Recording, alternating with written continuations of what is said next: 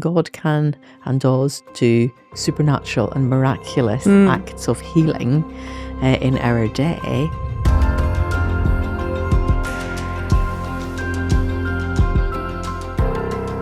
Hello and welcome. I am Dr. Jennifer Kang here at the Restore Healthcare Project, and I'm here with my favorite, Dr. Lysa Owen. Welcome. It's a pleasure to be here. We are going to tackle a deep topic today, but it's actually quite simple, and I love how you are able to make that simple. Today, we're going to talk about a theological concept called common grace. Are you excited about this topic? Yes. It's one of your passions. It's why I want to talk to you about it, because I feel that you have such a way of bringing clarity and wisdom to something that's deep. You want to launch into that, Lysa? What is common grace? It's simple words, isn't it? Common grace. It's an interesting theological concept, but I think it's such an important one. So common grace is the expression of God's goodness to all people everywhere, and God's restraint of evil within the world. And common grace is expressed through good science discoveries, through creativity, through human connections, all those sorts of ways. It's any expression of God's goodness to humankind is the theological concept. And it's a beautiful concept, and one that, if we have a good grasp of, helps us frame a lot of our interactions in healthcare and more widely. So it's this idea that God is actually interested in his creation and remains present in it and manifests his nature through things that we create in this realm. That's actually quite mind-blowing. It's phenomenal, isn't it? Yeah. And healthcare, I think, is easy to see him in because it's a restorative sphere. And that, to me, is such a part of God that is very familiar to me. But his kindness, his goodness, his compassion, his attributes being present in the world can be seen, you would say, in healthcare. Absolutely. I mean, the goal of healthcare is healing and restoration. And these are fundamental characteristics of a loving, creative God. But I think another very important piece of this is that God demonstrates those attributes to all of us. And that's common grace, without regard to whether we believe in his existence or we respond to him or we follow the teachings of Christ. Common grace says all humankind is exposed to and encounters the attributes of God in creation and in what we do. Without regard to good or evil. Absolutely. And we might sometimes see that expression might be significant and obvious, and other times it might be a bit less, depending on context, depending on individuals' openness to that expression in themselves or in others. But it's always there. I wonder if myself as a patient, I would walk into a physician's office and think to myself, this is an expression of God's love for me. Yeah. But it is. It's so true, isn't it? I guess maybe if there are, people listening to this, and they are followers of the way of Jesus, and that their worldview is that God can and does do supernatural and miraculous acts of healing in our day, then actually it's a beautiful thing for them to be able to understand and embrace that some of that healing might come through their healthcare provider. That actually God's common grace is good scientific discovery, and that's the dual realism that we've often talked about, isn't it? That there's not just a complementary relationship between healthcare and God's beautiful supernatural healing. These are not more than the sum of the parts. These are realms that can operate synergistically together. Almost indivisibly. Yeah. What part is God's and what part is ours? Yeah. Can we really separate that? Yeah. I had the loveliest conversation with an older woman recently. She was an acquaintance and someone I hadn't seen for a number of years. And I was in conversation with her, and I was asking, how have you been? How are you? And she was a person who was a follower of Jesus and a believer that God could and does intervene in our health and well-being today. But she was really struggling with a sense of almost guilt or failure, or she was uncomfortable about receiving medication from her doctor, from her family doctor, from her GP, from her clinician. And I just spent just a moment or two saying to her, that's not how I see your health and well-being. That's not how I see our national health system, our NHS. I said to her, how I see it is that most, if not all, of the good breakthroughs and scientific discoveries are based on often Christians, followers of Jesus, who made some of the really significant scientific breakthroughs. Your medication, the ability to be able to take a medication or a collection of medications for your current problem, I see as a gift from God. I see it as a common grace. I see it as God being able to work for your good through that healthcare provider.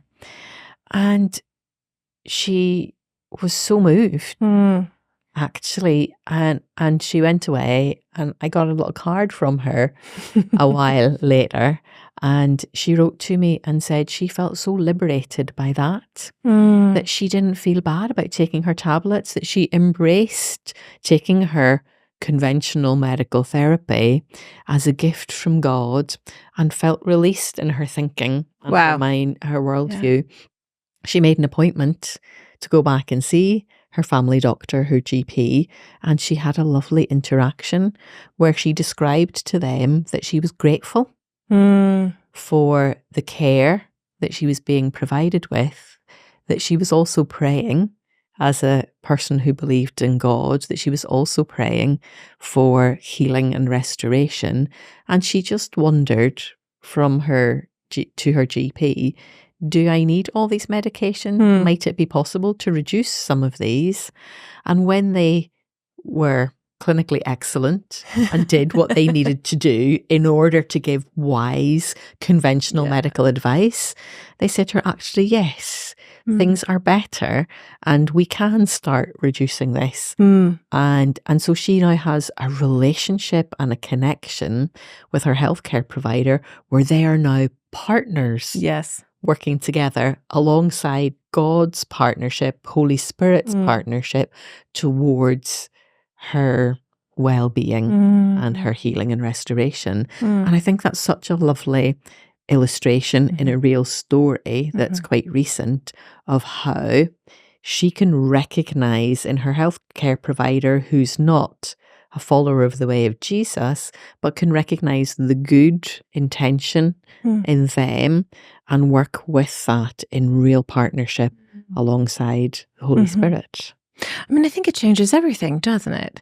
If you're able to recognize the goodness and the kindness of God through people that have been placed around you, your healthcare providers, for example, even if you don't notice or know if they themselves have that value and worldview, they can be an expression of God's goodness to you. It changes the whole scenario. It actually brings people together, which is always the kingdom way, to bring unity and connection between people. You approach that with gratitude, then there's bi-directional hope that can happen. And both parties are blessed. I think it changes everything. It's not a this or that. Or a them or us. Or them or us. It's a both and. And this is a beautiful expression of God's grace. That's what we're saying. This is an expression of who he is. It's a different way of thinking about it. Jesus himself modeled this to a degree. So in some of the accounts of miraculous healings that Jesus did, he sometimes told people after the healing, he sometimes told them to go and do certain things, go and present yourself to the priest, or go and dip in the water, or whatever. Now, my understanding of that historical cultural context was that he was telling them to participate in what at that time would have been regarded as conventional medical therapy. And so to me, my modern day interpretation of this is that Jesus can heal and does heal, and sometimes says to people, and keep taking your tablets until, with cooperation and partnership with your healthcare provider, that maybe you do need to still keep taking those for life, or maybe you can reduce them. That's a very personal thing, but it's done alongside your provider. There's a humility in that, to be willing to see the goodness of God in a form of healing that perhaps you wouldn't have chosen. I see that sometimes in interactions I have with some of my patients who are deeply convicted in their faith that God can heal and God has goodness toward them and is healing them. And I love that. I celebrate that with them. I see it sometimes is difficult for them to bend toward a form of healing that God might be providing for them through me. Do we have a preference for a particular form of healing? Will we humble ourselves in toward the people God has brought us in contact with who could help us? Are they an expression of who he is to us? Would you be willing to allow God to heal you through me, your surgeon? I think that's a process we work through, and there's this beautiful gratitude and humility that can work in us. And I sometimes encourage my patients who are like, I do not want chemotherapy. I would never consider that. I only want my cancer to be healed supernaturally. And I encourage them to bend toward, can you see God in the healthcare system around you? Would you be willing to look for him and listen for him and to see how he might want to provide for you and receive that as supernatural? What is supernatural? If God is in all of the things that we are talking about in common grace, and he is loving humankind in this way, is it not all his natural way of interacting with us and restoring us? Yeah. So that's a way that you see common grace operating in your practice. Yeah. Hey, healthcare heroes, have you been impacted by this podcast? I've been working on making this content freely available to all of you through my nonprofit, and I would love for you to be able to help me in this effort. You can make a tax-deductible donation at our website, restorehealthcareproject.org. Thank you for helping me champion hope. Yeah. Do you have other ways that you see common grace operating in your practice? I think there's an aspect of common grace we haven't really touched on, and that is not only does God extend his goodness and manifest it to us, but he also restrains evil. And there is evil and suffering in the world. We can't ignore that. Our worldview has to synthesize the existence of evil and suffering, and it does exist. And healthcare actually stands in opposition to the effects of evil on our world. We see it in the suffering of our patients and disease and death. And I see common grace as the restraint, God's restraint of evil. I see it in my operating room when I am able to intervene with a stat C-section to save a baby's life who is dying, actively dying. It's amazing that over millennia, we have had a breakthrough of understanding how to surgically intervene, how to assess that a baby is dying, and to intervene before they have died, and to essentially rescue their life. That is a restraint on evil. I, as a healthcare provider, get to participate in the common grace goodness of God that restrains evil. And I pick my scalpel up and I say no to death. And out comes that baby. To me, that is a beautiful expression. I love that healthcare providers get to participate with this restraint of evil. Yeah, amazing. Amazing. Where do you see common grace and the goodness of God in your area of influence in medicine? So I see common grace around me in the education sector, and I see common grace because I have got some wonderful colleagues who are caring and compassionate individuals who come and they give of themselves for the benefit of students, to be good role models to them, to encourage them and to support them. And some of them are so generous with that, and so generous not just in what they give, but how they give that. And to me, that is a beautiful expression of common grace. And I think I also find an expression of common grace in the students themselves. Ooh, I love that. Students come in with their own lived experience. Some of them come in with expertise from other disciplines and from other professional domains. And they share that for the good of all. And I do often genuinely learn with and from them. And so I see that operating. And it really doesn't, to me, seem to be terribly much different whether those individuals have a shared worldview with me, or whether they have a different worldview, in that I see their professionalism, their compassion and their generosity to give the knowledge, the wisdom, the life skills and everything that they bring. So I see that as an expression of common grace, maybe not quite so dramatic as that section, but nonetheless, to me, that is where I see common grace at work. It's deeply meaningful. In my context.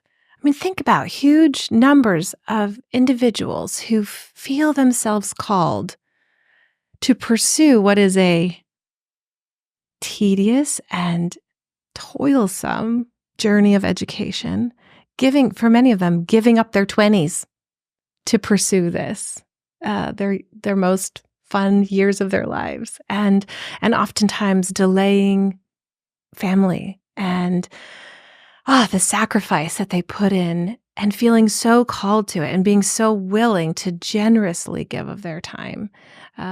No one is being forced to do this. These are individuals who feel called to give of themselves and to accept workloads and work hours that are beyond the norm for the majority of the population. What put that inside of them? What drove them to that? And oftentimes they amazingly have the gift to do it. They have the intelligence, they have the diligence, they have the willpower. And that, I think you're saying, you recognize as the mark of the goodness of God, having created them, having put that in there for them to be able to use and to give. We're talking about healthcare workers being an expression of common grace often, and that seems really obvious, the hands and the feet of Christ. Okay. Are we also the recipients of common grace? Are we just the givers of it? Oh, yeah, that's good. I've kind of touched on that a little bit in the educational context, where I do receive goodness from my colleagues and from students. I think that's a more difficult act of vulnerability to be willing to receive in the clinician-patient context, because historically it has been so hierarchical. And yet, sometimes in those moments of human connection, there is something imparted that is invaluable in our patient interaction. I wonder, Yeah, I think it's a deep question, but I think it's one that's worth all clinicians asking ourselves. How can I receive something good, some treasure and some value from this patient who I'm interacting with today? And that's relational, not transactional, isn't Yeah. it? And I'm sure we can all remember just those special interactions where there has just been a real human connection between clinician, patient, family, and those interactions are restorative for us as humans, as clinicians, and they do help to restore our compassion. It helps us to avoid compassion fatigue. It helps us avoid burnout. It reduces our risk of burnout. I'd love to, maybe some other time we'll talk some more, and maybe we'll learn from people who are already good at this. How can I learn to receive more and receive better from my patients rather than having a hierarchical approach to that? And it would be lovely to hear stories to illustrate that to us so that we could all learn more about that. Yes. I think that we've emphasized in Common Grace that God's goodness is manifested in all, without regard to our worldview, our spiritual viewpoint. And so our colleagues who aren't followers of Jesus are an expression of common grace and are a manifestation of God's goodness. And I think I also want to highlight that in the context of that, it does also matter that followers of Jesus are present in healthcare and are willing to kind of aspire to the value that they have as followers of Jesus and manifestations of his goodness. And I think that you would point out that has been present in the annals of healthcare from its very inception as an idea. Maybe you could speak to that a little bit of the history of the followers of Jesus being present in the efforts of organized healthcare. Yeah, the history of healthcare, I'm not an expert, but there are some things that I know. So even our word hospital comes from the same root word as hospitality and hospice. And the reason why those are so closely connected is really from early Middle Ages and really in the first few hundred years AD, and it really grew out of the monastic communities who were people who were followers of the way of Jesus and followers of his teaching, and they created communities. And within those communities, they did all of the things you might expect a religious community to do, prayer, worship, study. But alongside that, they were incredibly active and productive in food growing to feed their communities. They were phenomenally hospitable and welcoming, and they welcomed people who were homeless. They welcomed people who were on the margins. They welcomed people who were dying when pagan cultures rejected and threw those people out. So they provided end-of-life care. They provided rehabilitation for offenders. They provided an opportunity for dignity in work for those who were capable of work.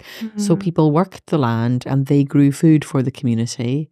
There was protection from marauding invaders. And our whole idea of hospitals and healthcare came out of that context. Yeah.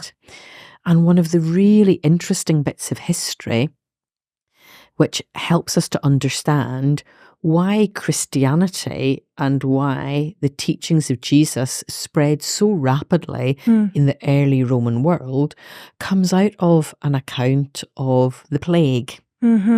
So in around about 600 AD, there was an outbreak of, I think, bubonic plague. And and it spread across Europe, the Roman world as it was governed at that time. And those people who were followers of the way of Jesus behaved differently to others, in that people who were demonstrating signs and symptoms of plague were most often excluded, thrown out of their families and their communities, and they were basically left to starve, out of fear, right? and die because of the fear of the contagious nature of this plague. But history documents very clearly that the followers of the teachings of Jesus gave themselves and took in these people with plague at risk to themselves, and they cared for them and they loved them through putting a blanket over them, giving them a drink, or giving them something to eat. And what happened epidemiologically was that the person who might have had a blanket or something to eat or a drink, rather than being thrown out of their community, they became much more likely to survive.